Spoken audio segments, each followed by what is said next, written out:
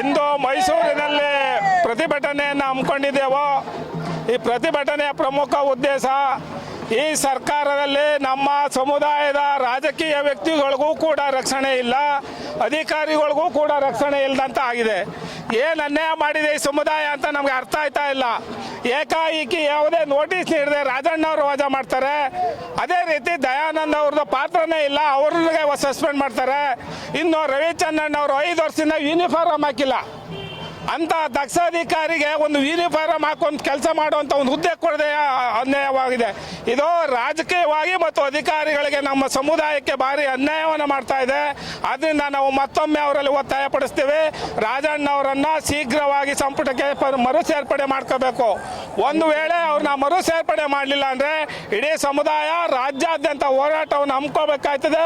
ಮುಂದಿನ ದಿನಗಳಲ್ಲಿ ತಕ್ಕ ಪಾಠವನ್ನು ಕಲಿಸ್ತೇವೆ ಅಂತ ಈ ಮೂಲಕ ಎಚ್ಚರಿಕೆಯನ್ನು ನೀಡ್ತೇವೆ.